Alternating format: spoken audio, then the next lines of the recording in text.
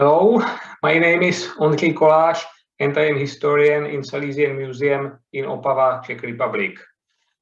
In this short lecture, I'm going to speak about relations between ethnicity, nationalism, religion, and the remembrance of the Great War on the case of multi-ethnic Central European region of Silesia. The territory of Silesia was divided between Czechoslovakia, Germany, and Poland during the interwar period. But what's important to point out, the borders did not respect the ethnic structure of the territory.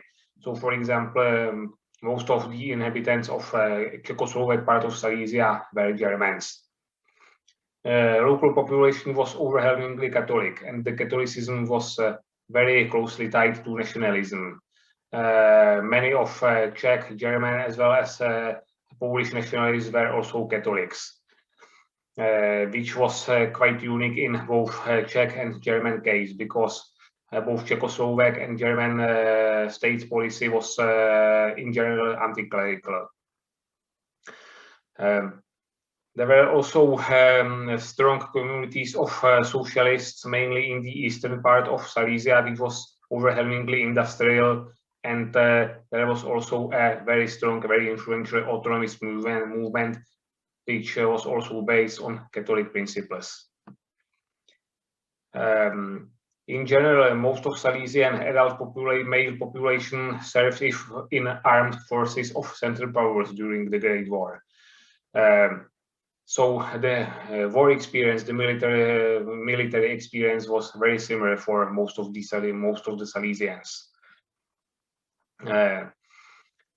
Nevertheless, the leaders of the three nations have different war aims and mainly different relation to Russia. While for Germans and Poles, Russia was a hereditary enemy, many Czechs hoped in some kind of union between Czechoslovakia and Russia. This fact led to radicalization of local nationalists, which was also strengthened by post-war border conflicts between the three countries in Silesia. And this fact led to enormous rise of ethnic nationalism, while on the other hand, the socialists and the autonomists were significantly weakened in the late 1910s. Speaking about the understanding and the thinking of war and the remembrance of the Great War, we must say that most of the narratives we can find in Silesia were either imported or eclectic. We don't find any significant thinkers or philosophers who would present their own views on war in Silesia. In general, local population naturally seeked for some sense of the war already during the war and mainly after it, when the political and social situation of the region significantly changed. The official narrative in Germany as well as Poland and Czechoslovakia was the narrative created by the Paris Peace Conference, the narrative of liberation, according to which the war led to creation of independent successor states and to self-determination of ethnic groups in the Central Europe. But in fact, the Silesians knew that the situation was much more complicated, because there were minorities in all three countries of the region, in all three parts of the region, and there are also social problems and other problems which had to be solved after the war. So the narrative of liberation was simply not enough. The Czechoslovak and Polish nationalists often used the narrative of rebirth through fire, the narrative of recreation of independent states, independent nations after the war. But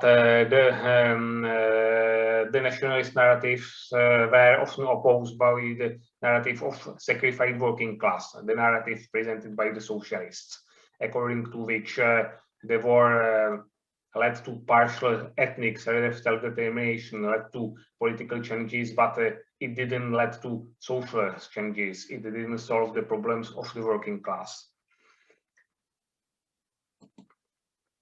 On the other hand, the nationalists often used the narrative of revenge, which was extremely strong amongst the Germans, who technically lost the war, whose self-determination was simply denied in many cases. But the narrative of revenge was also present amongst Czechs and Poles, whose territorial claims were not satisfied after the Great War. There were regions or even cities which were divided between Czechoslovakia and Poland in the 1920s. So we can see a readiness for revenge, a readiness technically for a new war, which should lead to new form of new form of self-determination, and so on. Technically, many of Germans, Poles, and Czechs in Silesia wanted to change something, wanted to create new borders which would be better for their countries.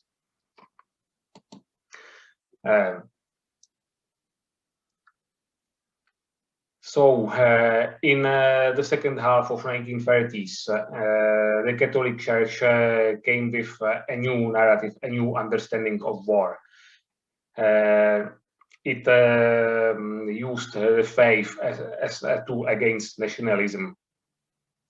According to this narrative of the Roman Catholic Church, the war should lead to some restoration of good old times. It was a utopic vision of rebirth through fire, not understood in the nationalist or ethnic sense. The Silesian society should reborn back to the situation before the Great War, to the situation of traditional values such as faith and labor and so on, without nationalism, but also without socialism. In some points, this narrative used the autonomous tradition of Silesia in culture, not in political sense. It was trying to point out that all the Silesians are technically in very similar situation. They have the same aims, the same goals. They should live in peace together, which was technically the autonomist vision, but in this case used in a slightly different way. Of course, I don't need to say that this utopic vision of good old times was not enough when facing the rise of ethnic nationalism of late 1930s, leading to the Second World War. Thank you for your attention.